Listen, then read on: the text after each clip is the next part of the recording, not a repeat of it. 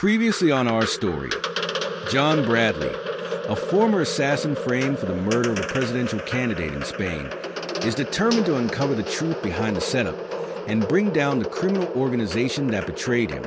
His path crosses with Brittany, an FBI agent investigating the murder of a young woman in John's neighborhood of Loma Vista. Their shared pursuit of justice has led to an unlikely but powerful alliance to prevent the next attack and dismantle a vast criminal network. Don't forget to subscribe, like, and share this video. Now, here's episode 7. John and Brittany watch intently as the footage reveals the criminal organization's next move: orchestrated, high-stakes protests set to explode across Spain. The aim is to destabilize the country ahead of the election, creating political chaos in the wake of the presidential candidate's assassination. The protests will spark riots in major cities, fueling public outrage against the sitting president and his handling of the economy since the pandemic. While the nation's attention is gripped by the violence, the organization plans to insert their chosen candidate into the election, exploiting the turmoil to secure a position of power. Brittany's face pales. "They're engineering mass chaos to seize control," she murmurs. John clenches his fists. "We have to stop this, but there are too many moving parts. We can't be everywhere at once." A local police officer speaks up. "Coordinating against protests across the country is nearly impossible." John's mind races. "Then we go straight to the source," he declares. "I'm going after the head of the organization." Brittany's eyes widen. "You can't do this alone," she warns, but John's resolve is unwavering. "We have no choice," he says. "It's our only shot at stopping them." John arrives under the cover of darkness. The estate sprawls over acres, with high walls and armed guards patrolling the perimeter. Security cameras line the path, and every inch is meticulously monitored. Dressed in black tactical gear, John surveys the scene, noting every movement and planning his approach. He takes a deep breath, mentally rehearsing the plan. He knows that one mistake could cost him his life. He crouches low, swiftly making his way along the tree line until he reaches the back gate, where a digital lock and a guard dog make his heart race. He pulls out a small device Natalie provided, a signal jammer. After a few tense seconds, the lock clicks open. The dog lets out a low growl, but John tosses a distraction: a piece of cloth drenched in tranquilizer. The dog sniffs and collapses. John slips through the gate, one step closer to his target. Inside the compound, John has minutes at best before someone notices his intrusion. He presses himself against the wall, glancing at a glass door that leads to the main house. 2 guards are chatting nearby. He waits for the perfect moment, their voices drifting off as they move. Slipping through the door, he finds himself in a grand hallway filled with the kind of opulence only criminal empires afford. Gleaming marble floors, chandeliers dripping with crystals, and priceless artwork adorning the walls. John remembers the layout Brittany pulled from the organization's network. The head of the organization, a man he only knows as El Jeef, should be in the study at the end of the hall. As he inches closer, he overhears muffled voices coming from the room. John's heart pounds. This is his chance to confront the man responsible for framing him and orchestrating global chaos. He pushes the door open and steps into the study. El Jeef, an older man with silver hair and piercing eyes, sits at a massive mahogany desk. His expression shifts from surprise to cold calculation in a heartbeat. The room is suffocatingly silent as they lock eyes. The 2 guards stationed inside reach for their weapons, but John is faster, drawing his silenced pistol and aiming it directly at El Jeef. "Stand down," El Jeef commands, waving a hand at his men. Reluctantly, they step back, though their hands remain close to their holsters. El Jeef studies John, a faint smile curving his lips. "John Bradley," he says smoothly, "I should have known you wouldn't go quietly." John doesn't lower his gun. "You framed me. You orchestrated the assassination in Spain, and now you're planning mass chaos to install your puppet candidate," he accuses, his voice seething with anger. "I have evidence of everything." El Jeef leans back in his chair, unflinching. "Evidence," he muses. "In this business, evidence is only as good as the people who believe it. And you're a wanted man, John. A fugitive. No one will take your word over mine." John steps forward. "We've infiltrated your network. We know about the protests, the riots. You won't get away with this." The older man's smile fades. His hand moves subtly beneath the desk, and John's instincts scream at him. He's pressing a panic button. John fires a warning shot into the ceiling. "Don't," he shouts, his voice echoing in the grand study. But it's too late. Alarms blare, and heavy footsteps thunder toward the room. The guards are ready, their weapons drawn, and chaos erupts.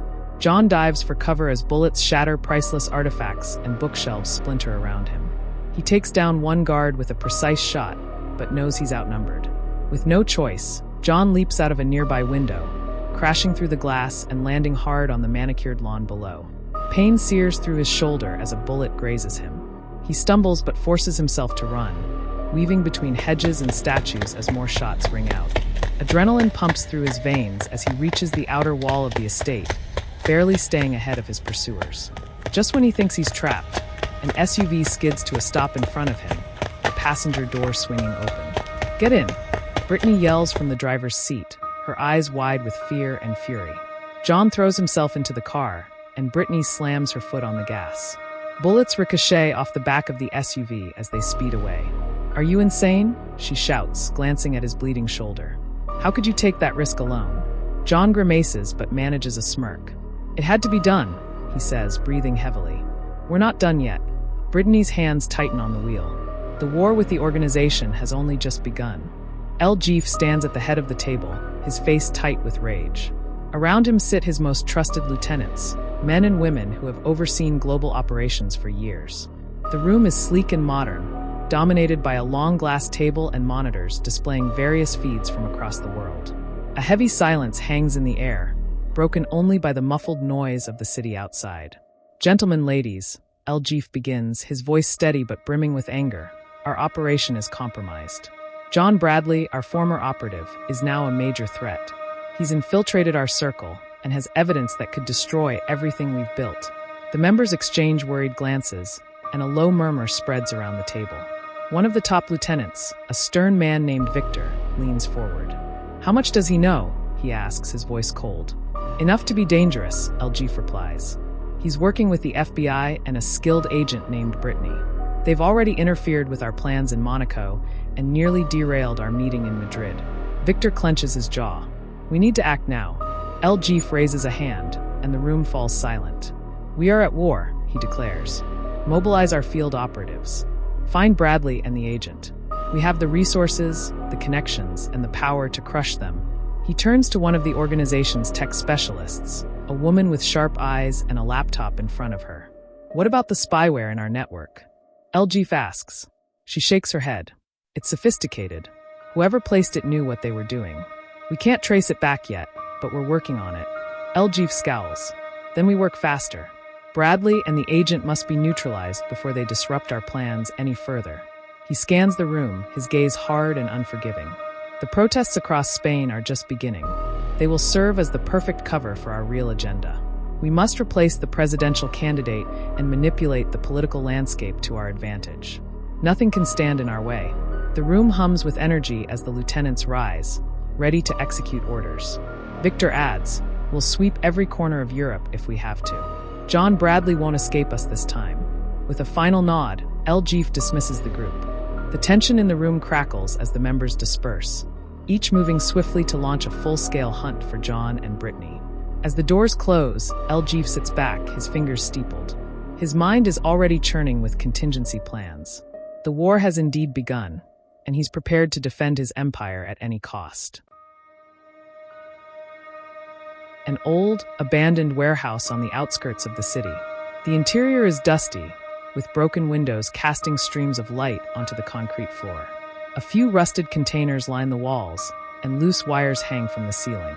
John and Brittany arrive, tired but resolute, after barely escaping the onslaught of gunmen in the hotel. John clutches his wounded shoulder, blood seeping through his makeshift bandage. Brittany, breathing heavily, scans the perimeter before turning her attention to him. "You're lucky it's just a graze," she says, kneeling beside him to inspect the wound more closely. Her voice is both worried and chastising. "Are you okay to keep going?" John winces as he adjusts his position, nodding. "I've had worse. Besides, we can't stop now. The city is erupting into chaos, and we're running out of time." Brittany stands up, pacing anxiously. In the distance, the muffled sound of protests echoes through the empty warehouse. She checks her phone and sighs.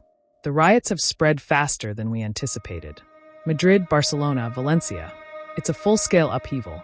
John takes a moment to catch his breath. The organization knows how to fuel people's anger and use it as a smokescreen for their true intentions. We have to stay one step ahead. Brittany's phone buzzes, and she quickly answers. Natalie, she says, her voice tense. Natalie's voice crackles through the line. Brittany, John, things are worse than we feared.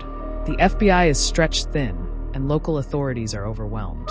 We have intelligence that the protests are just a precursor to something bigger. John's eyes narrow. Bigger? Like what? There are whispers of targeted assassinations and key infrastructure attacks meant to destabilize the government, Natalie continues. They're playing both sides, using the chaos to position their own candidate. John curses under his breath. We need reinforcements, Natalie. Anything you can pull together. Natalie's sigh is heavy with frustration. I'll try, but resources are limited. Until then, you're on your own. Be careful. Brittany hangs up, her jaw clenched. Looks like we're really on our own now. John's gaze hardens. Then we fight smart. We need to regroup, rearm, and come up with a solid plan. He pulls out his phone and dials a number. After a few tense moments, the call connects. Lorenzo, John says, relief evident in his voice. I need your help. Lorenzo, a former military contractor with connections all over Europe, responds on the other end. Long time, John. What do you need?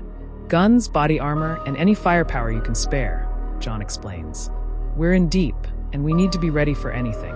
Lorenzo doesn't hesitate. I'll be there in 30 minutes. Stay put and try not to get yourselves killed. John ends the call and looks at Brittany, who raises an eyebrow. Lorenzo? She asks, curiosity piqued. He's a reliable ally, John replies. Former military, knows his way around weapons and strategy. We'll need his expertise if we're going to have any chance of taking these guys down. Brittany crosses her arms, her eyes narrowing. And you trust him? John pauses, thinking. As much as I trust anyone in this business. We don't have the luxury to be picky. They sit in silence for a few moments, the weight of their predicament pressing down on them. The noise from the protests grows louder, a constant reminder of the chaos unfolding outside. Suddenly, the sound of an engine roars to life, and headlights flood the dark interior of the warehouse.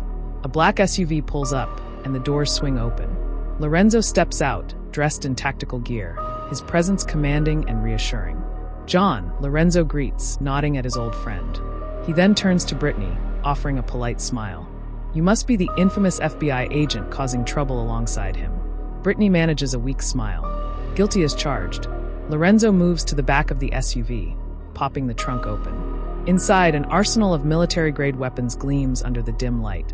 Assault rifles, handguns, bulletproof vests, grenades, and more. Brittany's eyes widen at the sight. Consider this your war chest, Lorenzo says, handing John a loaded rifle. I brought enough to outfit a small army. John takes the weapon, inspecting it before nodding his approval. Perfect. We'll need all the firepower we can get. Brittany straps on a bulletproof vest, adjusting the fit. So, what's the plan? John's eyes are steely with determination. We hit them hard and fast. Disrupt their operations, expose their plans, and protect the city from falling apart. We'll need to act decisively and make every move count. Lorenzo steps forward, his expression serious. Count me in. We're in this together now. John glances at his small but formidable team. All right, let's get to work. We're outnumbered, outgunned, and the city's burning. But if we play this right, we can win. Brittany tightens her grip on her gun, her resolve unwavering. Let's bring them down. Thank you for listening. Tune in next week for another episode. Drop your comment below, and we'll be glad to respond to your messages.